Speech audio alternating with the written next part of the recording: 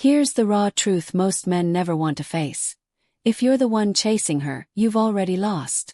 The moment you lean forward with desperate energy, the game is over. You've placed her on the pedestal and lowered yourself to the ground. And once a woman senses you're beneath her, once she feels you need her more than she needs you, you've killed attraction at the root. The men women chase are not the richest, the youngest, or even the best-looking. They are the men who flip the psychology of the interaction. They're the ones who walk into a room and don't need anyone's attention, but somehow draw it anyway. They don't chase validation, they command respect. And that difference is why women lie awake at night replaying them, while forgetting the others by morning. You've been told your whole life to chase, to prove yourself, to win her over with effort. But the men she obsesses over don't operate on effort. They operate on gravity. And in this video, I'm going to give you 10 pieces of psychological advice that will flip the script. 10 truths that turn you from the chaser into the man she can't stop chasing. Understand this.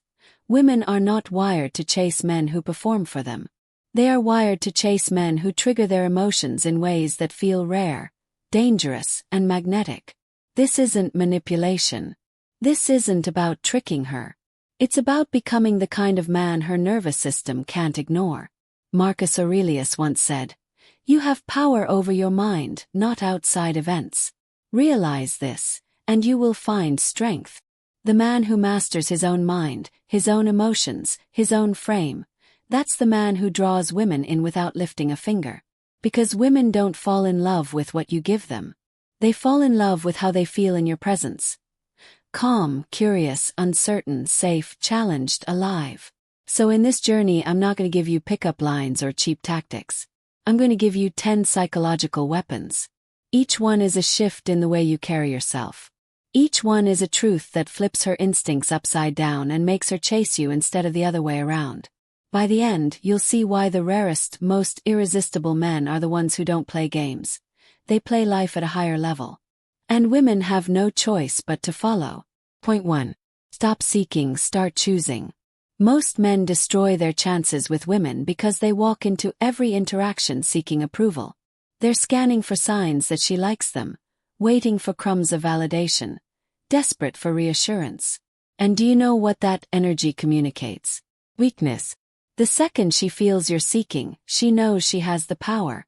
And once she has the power, she never has to chase you. Psychologically, this comes down to scarcity bias. We value what's rare, and we dismiss what's abundant. If you're seeking her approval, you're abundant, because every other man she meets is doing the same thing. But the man who doesn't seek, the man who chooses, he flips the bias. Suddenly he becomes rare. And rarity is irresistible. Let me give you a real story. Tom, 48, had spent years in relationships where he bent over backward to prove his worth. He paid for everything, texted constantly, showered women with compliments. And yet, every time they lost interest. One day, after another brutal breakup, he flipped the script. On his next date, he stopped trying to impress. He told himself, "I'm here to see if she fits into my world, not the other way around." The shift was instant. Instead of leaning forward, he leaned back. Instead of bombarding her with questions, he shared his values and observed hers. That woman couldn't stop texting him afterward, because for the first time, she felt she had to earn him. This is exactly what Epictetus meant when he said, "Wealth consists not in having great possessions, but in having few wants." The man who wants less, the man who isn't starving for approval, radiates abundance. And abundance is magnetic. Because deep down, every woman wants to feel like she won a prize, not like she was doing a charity project. So here's your shift. Stop seeking. Stop waiting for her approval, her attention, her affection to validate you. Walk into every interaction as the chooser, not the seeker. Ask yourself, does she meet my standard? Does she fit into my vision? When you flip the frame, something powerful happens. She feels the gap. She senses your detachment. And in that gap, her instincts awaken. She begins to lean in. She begins to chase. Because the moment she realizes you don't need her, is the moment she starts to want you. Point 2. Master the power of silence. Most men are terrified of silence. The moment there's a pause in conversation, they scramble to fill it, with nervous jokes, with forced compliments, with empty chatter. But here's the truth. Silence is not your enemy. Silence is your greatest weapon. Psychologically, silence creates tension. And tension is what fuels attraction. When you can sit in silence without fidgeting, without reaching for your phone, without begging for her reaction, you communicate one thing. I am comfortable in myself. That energy is rare. And because it's rare, it's magnetic. Think of James, 36. On his date, after a deep question, he didn't rush to fill the space. He leaned back, held eye contact, and let her words linger. At first, she shifted in her seat. Then she started opening up, sharing more than she expected. Later, she admitted that his silence made her feel both nervous and safe, like he was drawing her in without effort. That's the paradox of silence. It unsettles her mind but anchors her emotions. The Stoics understood this power. Seneca wrote, "Silence is a lesson learned through life's many sufferings." When you've suffered, when you've endured, when you've faced the storms of life, you no longer feel the need to prove yourself with constant noise. Your silence speaks for you. And it says more than words ever could to here's your shift. Stop fearing silence. Embrace it. When she speaks, don't rush to respond. Let her words breathe. When there's a pause, don't panic. Hold it. When the moment feels charged, let the silence amplify it instead of breaking it. Because in those quiet moments, you're telling her something most men never can. I am whole. I don't need to fill the void. And that presence makes her chase. Because women can't resist the gravity of a man who speaks volumes without saying a word. Point 3.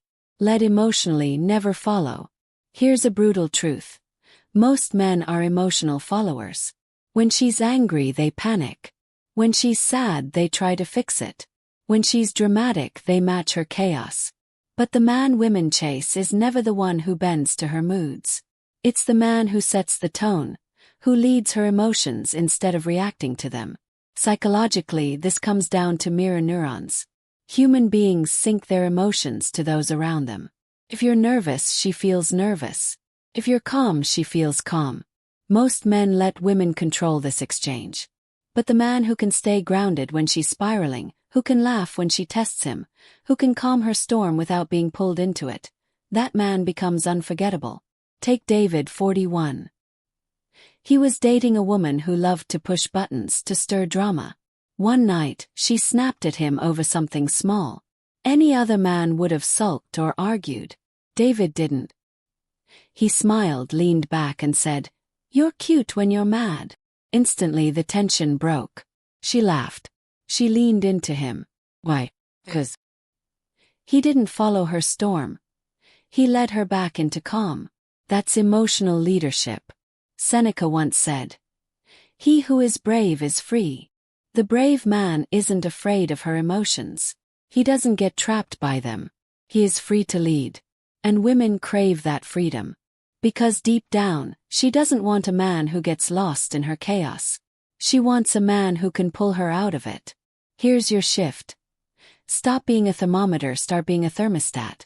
Don't reflect her temperature, set it. If she's upset, ground her with calm presence. If she's anxious, anchor her with humor. If she's lost, hold steady in your stillness. Because when you lead her emotions, you're not just giving her comfort. You're giving her direction. And women will chase that direction. Because it's rare, because it's magnetic, and because it makes them feel safe in a way no boy ever could point for. Keep mystery alive. Here's a brutal truth. Predictability kills desire. The men who women get bored of are the ones who lay all their cards on the table, explaining every thought, every detail, every move.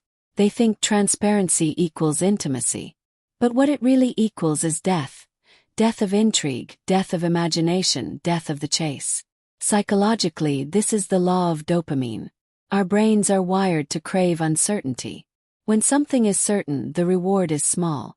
When something is uncertain, the reward becomes addictive. That's why slot machines hook people more than paychecks. Paychecks are predictable. Slot machines are not. And in relationships, the same truth applies. If she can predict your every move, she loses the thrill. But if you leave room for uncertainty, she becomes addicted to the mystery. Take Michael, 37. He went on a date, and instead of pouring out his whole life story like most men, he revealed himself in layers. Few stories, a few values, then he pulled back. Later that night, instead of texting a long recap, he simply said, "Good night. I'll tell you tomorrow the thing I noticed about you that surprised me." She admitted later she lay awake wondering what he saw. That curiosity made her chase him harder. Why? Because her mind couldn't settle. He became a puzzle she had to solve. The Stoics lived this naturally. Zeno once said, "Better to trip with the feet than with the tongue." Most men trip with their tongues, spilling everything, oversharing, trying to force connection. But the man who speaks less, who lets silence and mystery do the work, becomes magnetic. Here's your shift. Stop over-explaining. Stop dumping your life story. Stop texting like an open book. Share your world like chapters, not like a resume. Let her discover you over time. And when she starts asking questions, don't answer all of them at once. Let her imagination do the heavy lifting. Because the moment she's trying to figure you out, she's already chasing. Point 5. Boundaries make you valuable. Most men think tolerance earns love. They believe if they put up with disrespect, if they stay patient through games, if they lower their standards, she'll finally appreciate them.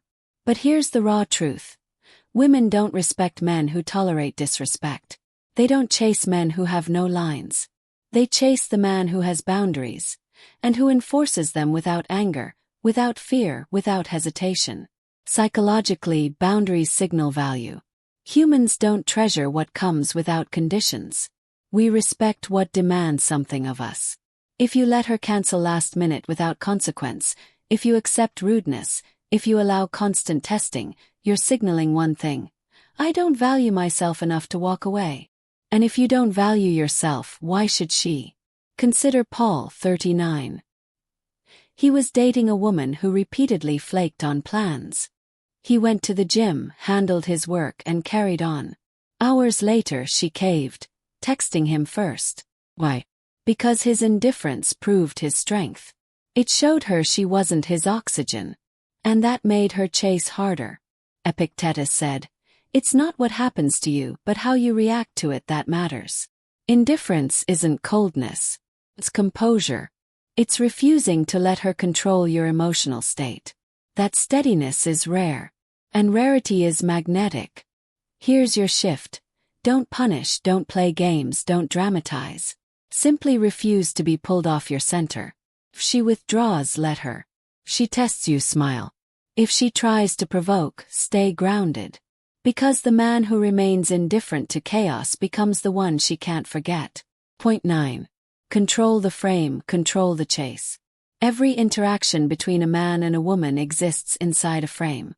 Either you're living in her frame or she's living in yours. The frame is the unspoken agreement of who is leading and who is following. Most men unconsciously accept her frame, her rules, her pace, her terms. And then they wonder why she loses interest. Psychologically, the frame is about dominance. Not the aggressive kind, but the kind that quietly asserts, "This is my world, and you are invited." When a woman enters a man's frame, she feels both challenged and safe. Challenged because he won't bend to her whims. Safe because he knows where he's going. That duality is irresistible. Take Richard, 46. On his date, she tested him by saying, "I don't usually date guys who..." Insert jab. Most men would defend themselves or apologize. Richard didn't. He laughed and said, "Good thing I'm not like most guys then." In that moment he flipped the frame. Instead of defending himself in her world, he pulled her into his. She admitted later that she couldn't stop thinking about how effortlessly he handled her test. Marcus Aurelius said, "You have power over your mind, not outside events. Realize this, and you will find strength." The frame is your mind. The moment you surrender it, you lose. The moment you hold it, she chases. Here's your shift. Never step into her frame. If she tries to lead, don't resist with aggression, redirect with ease. Invite her into your pace, your humor, your standards. When you control the frame, you control the dynamic. And when you control the dynamic, she cannot help but chase you. Point 10. Desire without need. Here's the final piece, the paradox that makes women obsessed. You must desire her but never need her. Desire makes you human. Need makes you weak. The man who desires with control is irresistible. The man who needs without restraint is disposable. Psychologically, this comes down to attachment. Neediness signals dependency. Desire signals choice. A woman doesn't want to be your crutch. She wants to be your reward. When she feels your attraction but also feels your freedom, she knows she has something rare. A man who could walk away at any moment but chooses to stay. Think of Daniel 42. He told the woman he was seeing, "I enjoy you, but I don't need you." First she was shocked. Then she leaned in harder. Why? Because he made her feel special without being dependent. His desire was clean, not desperate. That's what women crave. Seneca once wrote, "He who is not a slave to necessity is a free man." Desire is freedom. Need is slavery. And women chase men who are free. Here's your shift. Don't kill your attraction. Own it. Show it. But detach it from need. Let her feel wanted, but also know you could walk away tomorrow and still stand tall. That paradox, desire without need, is what flips the script. That's what makes her chase. So here we are, brother. 10 psychological truths. 10 shifts that flip the frame and make her chase you. Not because you begged, not because you performed, not because you sacrificed your dignity, but because you became the kind of man she cannot ignore. Remember this. Attraction isn't built in what you give her. It's built in what you withhold. In your silence. In your indifference. In your mission. In your frame. These are the things that separate men from boys, leaders from followers, the unforgettable from the forgotten. Marcus Aurelius said, "A man's worth is no greater than the ambitions he holds." Your ambition should not be to chase women. It should be to master yourself. Because when you do, women don't just chase you. They fight to stay in your orbit. If you're ready to stop chasing and start being chased, I want you to drop the phrase, "I choose, I lead," in the comments so I know you're part of this brotherhood. Subscribe because what we're building here isn't just dating advice. It's a movement. A movement of men reclaiming their strength, their silence, their boundaries, their purpose. And in the next video, I'll show you how to pass her tests without breaking a sweat, because once you master that, you don't just attract women. You keep them chasing you for life. Until then, remember, the man who needs nothing controls everything.